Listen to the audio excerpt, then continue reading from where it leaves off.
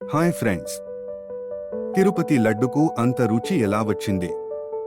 అసలు తిరుపతి లడ్డును మొట్టమొదటిగా ఎవరు ప్రసాదంగా పెట్టారు అని మీరు ఎప్పుడైనా ఆలోచించారా?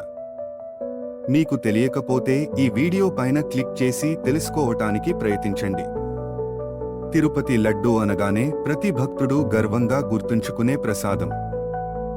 దీని రుచి వెనుక కొన్ని ప్రత్యేకమైన కారణాలు ఉన్నాయి. తిరుమల లడ్డు తయారీలో అత్యుత్తమ నాణ్యత కలిగిన పదార్థాలు ఉపయోగిస్తారు. లడ్డూ తయారీలో శుద్ధమైన నెయ్యి ఉపయోగించడం దీనికి అత్యుత్తమ రుచిని అందిస్తుంది.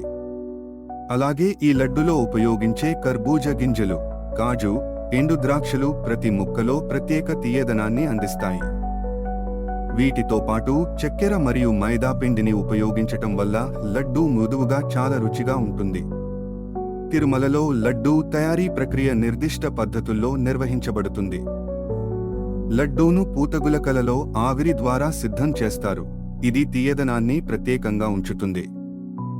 తిరుపతి లడ్డూను మొట్టమొదటిగా 1715 సంవత్సరంలో ఒక వంటకారుడు అయిన వీరేశ్వర దేవుడు ఈ లడ్డూను శ్రీవరాహస్వామి ఆలయంలో ప్రసాదంగా సమర్పించారు.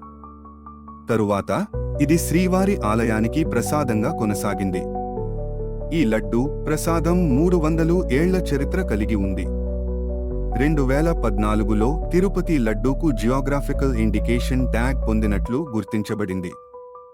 ఇది తిరుమల తిరుపతి దేవస్థానం నిర్వహణలో రోజుకు లక్షల లడ్డూలు తయారు చేస్తారు.